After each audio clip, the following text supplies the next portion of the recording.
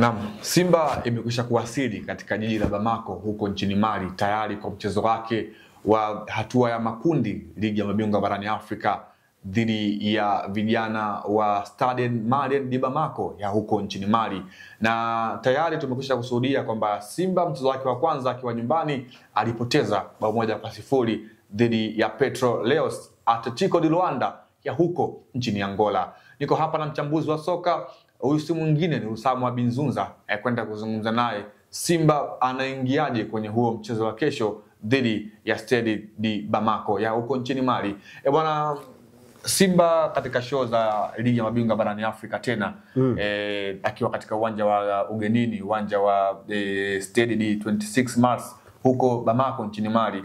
Simba nini hasa chini ya mwalimu wake Dimitri Pantev inabidi aingie katika huu mchezo wa kesho? Unajua Simba wanatia huruma sana na wanapaswa kuhurumiwa. Kwa sababu kwenye nyakati ngumu ambazo wako vitani wao wameparaganyika, wamesambaratika kwa maana ya uongozi. Yani umekaa shagala bagala, yani wapo kila mmoja anatetea maslahi yake na sio maslahi ya timu. So wanapoingia kwenye mchezo muhimu kama huu, the way ambavyo uongozi ulivyogawanyika, usitegemee timu itakuwa na performance nzuri. Yani itakuwa ni surprise kama Simba watakuwa na performance nzuri na wakafanikiwa kupata walau alama moja. Kwangu mimi itakuwa ni surprise. Kwa hiyo ni kama Simba wameshajiondoa kwenye haya mashindano kulingana na kile kinachoendelea kwenye klabu yao. Lakini kichwa cha Dimitri Pantev anawaza ni namna gani ambavyo anaweza akapata matokeo ya ushindi, kwa sababu swali ambalo amekuwa akiulizwa ni kwa namna gani Simba itashinda mchezo unaofuata baada ya kupoteza mchezo uliofanyika nyumbani. Lakini wachezaji wazuri anao, ingawa yeye mwenyewe Pantev kuna nyakati amekuwa akifanya maamuzi mabovu kwenye kufanya selection, lakini wachezaji wa kuipa matokeo mazuri Simba wanao. Inawezekana ni kwa namna ambavyo anakuwa anachagua timu na wachezaji namna gani icheze kwa kutumia wachezaji gani, ndicho kitu kinachomletea shida. Sawa, lakini kwa maana wachezaji ambao wanaweza kumsaidia kupata matokeo wapo. Kitu gani sasa wanapaswa kufanya kwenye mazingira kama haya? Ni wachezaji wanapaswa kuwa watulivu. Ule utulivu uwasaidie kwenye kufanya maamuzi yaliyo sahihi. Wacheze kwa kujitolea. Hii Stade de Mali au Malien sio klabu ambayo unaweza ukaichukulia poa eti kwa sababu iliwahi kucheza na Young Africans wakapata sare kwenye uwanja wa nyumbani kisha wakaja kuchezea kichapo kwenye uwanja wa Benjamin Mkapa. Ili haipaswi kuwa sehemu ya maamuzi ya mchezo wa Simba hiyo kesho. Simba wanapaswa kwenda kuicheza hii mechi wakijua wanaenda kucheza na Stade Malien ambayo imetoa sare na Club Esperance de Tunis kwenye uwanja wao wa nyumbani. Kwa wanaporudi kwenye uwanja wao wa nyumbani sasa, kwa maana wanaporudi Bamako kuja kucheza na Simba, wanajua hii ndio sehemu ya kwenda kuchukua alama 3, tunaenda kuwa na alama 4. It's either watakuwa wa kwanza au watakuwa wa pili. Kama Esperance watapoteza dhidi ya Petro Atletico, halafu Stade Malien wakafanikiwa kupata matokeo ya ushindi kwa margin ya goli kubwa, I mean kwa margin ya namba kubwa ya magoli, maana yake wao wataenda kuongoza kundi. Kwa hiyo wanaona hiki ni kitu ambacho kinawezekana. Yani by the time wa Tanzania tunafikiri kwamba unaweza ukawa ni mchezo wa Simba kupata alama, wale Stade Malien wanaamini hii ndio sehemu sahihi ya kuanzia ya kupata alama 4 na kuongoza kundi. Kwa hiyo hautakuwa mchezo mwepesi hata kidogo kwa Simba, kwa sababu tayari wale Stade Malien wana ile courage walioipata kutoka away dhidi ya Esperance de Tunis, timu moja kubwa sana barani Afrika ambayo imejipambanua kwenye kila kitu, yenye kila kitu kulinganisha na timu zote zilizopo kwenye kundi lao, lakini Stade Malien walifanikiwa kupata alama 1 kutoka away. Sasa wanaporudi nyumbani lazima wawatengenezee Simba mazingira magumu. So Simba wanapaswa kuwa serious, wanapaswa kufanya kila kitu kwa utuo kuhakikisha wanapata matokeo. Pengine ubora wa Stade Malien di Bamako upo katika eneo gani hasa ambalo wewe mchezo wao wa kwanza dhidi ya Esperance Sportive de Tunis uliweza kuwatazama na Simba inabidi waingie akiwa na tahadhari kweli kweli? Kwenye mchezo wa kwanza waliocheza na Esperance ulikuwa ni mchezo ambao una viashiria vya kudefend. The most of the time ambao walikuwa wanacheza club Stade Malien walikuwa wana mentality ya kuzuia, kwa sababu walivyotoka Mali kwenda Tunis, first option, second option and third option ilikuwa ni kuhakikisha wanapata matokeo ya ushindi au ya sare. So walivyoona inawezekana kupata matokeo ya sare, ikabidi wa defend ili kuweza kupata hiyo alama moja. Kwa hiyo ukizungumzia ubora waliokuwa nao kwenye ule mchezo ambao ndio tutautumia kama kigezo, walikuwa bora zaidi kwenye eneo la kudefend, walikuwa bora zaidi kwenye eneo la kukaba. Kwa hiyo hapa ndipo ambapo kuna uimara wao. So tunapokuja kuangalia uimara wa Stade Malien, tutaangalia mchezo uliopita. Walikuwa beta sana kwenye kudefend, walikuwa beta sana kwenye kukaba, fiziki yao iko juu. So hiki ni kitu ambacho ndicho kinachodetermine ubora wao. Ndipo ambapo Simba wanapotakiwa kwenda kuwasababishia madhaifu ili waweze kupata matokeo ya ushindi. So kwa haraka nitakuwa siko sawa sana nitakaposema kwamba wana safu bora ya ushambuliaji ili hali hawakupata bao kwenye mchezo uliopita, ila wana nafasi nzuri mimi ya kusema Stade Malien wana ukuta mzuri kwa sababu waliweza kuwa contain Esperance de Tunis wakiwa kwenye uwanja wao wa nyumbani. Energy yao ni nzuri, fiziki yao iko bora, wana endurance in general, ndio maana waliweza kusustain dakika zote 90 bila kuruhusu bao. Mwalimu Dimitri Pantev amekuwa bora katika maeneo kadhaa. Pengine unafikiria ni aina ya kikosi cha aina gani aingie nacho katika mchezo dhidi ya Stade Bamako katika ardhi ya ugenini, hasa ukikompea mchezo wa nyuma ameweza kupoteza bao 1-0 akiwa katika uwanja wa nyumbani? Moja kati ya vitu ambavyo Pantev amekuwa bora ni kuisoma timu na kubaini madhaifu ya timu husika anayoenda kucheza nayo yako sehemu gani.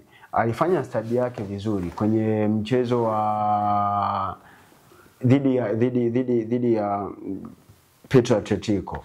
Alivyofanya stadi yake akabaini uimara wa safu ya ulinzi ya timu ya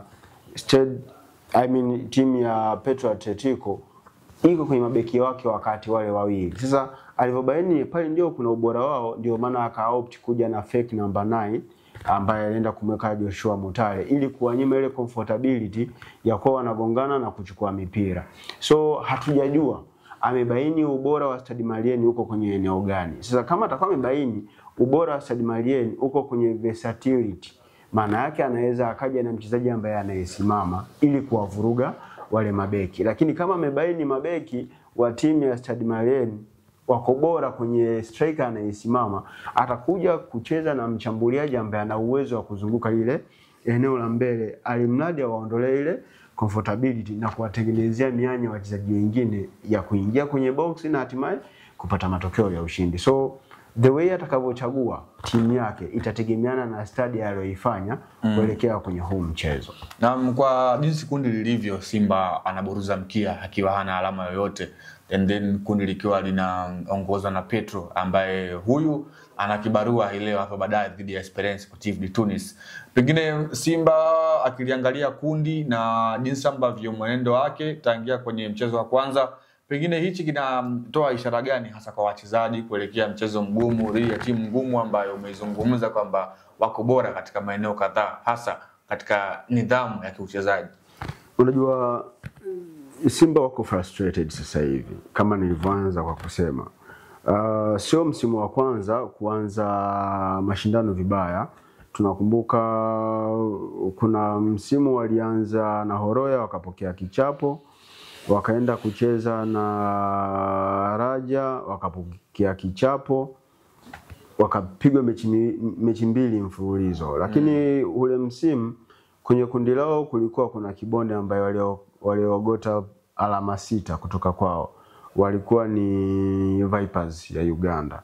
Msimu huu kwenye mazingira ambayo tulikuwa tunadhani Simba wanaweza kawa bora kuweza kupata matokeo dhidi ya Petro Atletico ambayo sio ile the prime Petro Atletico, lakini Simba amedondosha alama. Ingawa kuna vijisababu vinavyotajwa ambavyo si vya kimpira, ni vya kisiasa, kwamba wao ndani ya timu wamegawanyika. Kuna watu wanataka timu ifungwe, kuna watu wanataka timu ishinde, na timu ikifungwa watu wanasherehekea.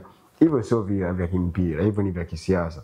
So kwenye nyakati kama hizi wachezaji lazima watakuwa desperate, yani wanashindwa kuelewa watiifu sisi, yani inawezekana vipi sisi tunaingia uwanjani kwenda kuipambania timu, alafu kuna kiongozi sisi tukifungwa yeye anafurahia. So maana yake ni nini? Maana yake ni kwamba hata wachezaji hiyo mood haiwezi kuwepo. Wanaweza kacheza kwa lengo la kutimiza majukumu, lakini akiwa anajua kabisa tukifungwa kuna kiongozi anafurahi, ina discourage. Maana yake ni kwamba sio wamoja. Kwa hiyo wachezaji wa Simba, kuanzia wachezaji, mashabiki, wanachama na hata viongozi, wote kwenye kipindi hiki wako frustrated, isipokuwa wale tu ambao timu ikifungwa wanafurahi, wenyewe wako happy. Cha kuishauri sasa Simba, klabu ya Simba kwa ujumla kuelekea mchezo wao wa kesho muhimu katika hatua ya makundi ligi ya mabingwa barani Afrika. Natamani kusema wanapaswa kuwa moja, but it's too late, kwa sababu kesho hiyo ndio siku ambayo kuna mkutano mkuu ambao unaenda kuamua hatima ya klabu yao. So maybe ninaweza nikawashauri wale ambao wanaiombea mema timu yao wasali sana, kwa sababu Mungu peke yake ndiye anaweza kawavusha kwenye mchezo. Ni kweli Simba imefikia huko mpaka seriously hakuna namna ambavyo timu inaweza kuwa imegawanyika hivyo afu ikaenda kupata matokeo. Ila mimi naamini binafsi yangu kwamba Simba kitu kikubwa ambacho kimewaangusha ni mara baada ya kuondokewa kwa mwalimu wao Fadu Magna Davis. Young Africans aliondoka Romain Folz, si ndio? Kati ya Romain Folz na Fadu Davis aliondoka wa kwanza nani? Aliondoka Fadu. Kwa nini Young Africans ambayo Folz ameondoka hivi karibuni tu inacheza vizuri na inapata matokeo? Haina mwalimu ambaye yupo Young Africans kwa tukubaliane sasa, Simba wana shida ya mwalimu. No, sio shida ya mwalimu kwa maana ya kwamba ni mwalimu ambaye sio sahihi.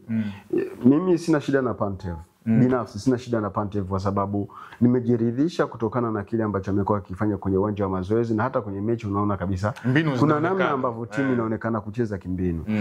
Lakini watu ambao wangempa support hawako naye, ambao ni viongozi. Kama hawako naye, hakuna namna timu inaweza kufanya vizuri. Yani hakuna hicho kitu. Yani tusiongopeane. Yani timu ikishakuwa haina uongozi imara, hakuna namna inaweza kufanya vizuri. Sina shida na performance ya timu kwa maana ya kwamba wakiwa imara, wakiwa wana umoja, wakiwa imara, hakuna mizengo inayoendelea, timu inacheza vizuri. Tuliona walivyocheza dhidi ya Nsingizini kule away. Tuliona the way ambavyo timu ilicheza. Sio. Tuliona the way ambavyo walicheza dhidi ya Gaborone away. Si ndio? Sasa kama wanaweza kucheza vizuri wakiwa away, kwa nini wasicheze vizuri wakiwa nyumbani? Maana yake ni kweli hapa kuna kitu ambacho hakiko sawa. Wakienda away, hao watu ambao wanaiombea timu mabaya hawapo away. Wapo tu wale ambao wanajulikana hawa wanaiombea mazuri, ndio maana inaenda kufanya vizuri. Lakini kwa sababu hapa na wale wanaiombea mabaya wapo, ndio maana timu haifanyi vizuri. So mimi sina shida na mbinu za mwalimu, sina shida na commitment ya wachezaji, sina shida na technical ability ya benchi la ufundi wa tactics za mwalimu, sina shida na performance ya mchezaji mmoja mmoja. Shida yangu mimi inabakia kuwa kwenye uongozi. Simba haina viongozi, that's why haiwezi kufanya vizuri. Na shida yangu ipo kwenye uongozi. Hayo si maneno yangu, ni maneno ya mchambuzi wangu Ulsama Binzunza ambaye ametoka kuzungumzia kuelekea mchezo wa Simba dhidi ya Stade Malien de Bamako ya huko nchini Mali. Na tayari Simba wamekwisha kuwasili katika nchi ya Mali huko magharibi mwa Afrika katika uwanja wa Mars 26 Mars huko katika mji wa Bamako, ndiko mechi hii itakwenda kupigwa. Kila laheri Simba, lakini niwaambie tu mashabiki wa Simba kwamba Jumapili ndio siku ya mkutano mkuu wa klabu ya Simba ambayo watu wengi wanategemea mengi kutoka kwenye huo mkutano. Kila laheri Simba, kila laheri News. Mungu ibariki Tanzania, Mungu ibariki Simba Sport Club. Hii ni Anuari TV na mimi ni sauti ya mvua Leopard John. Hadi wakati mwingine niseme tu chao kwa sasa.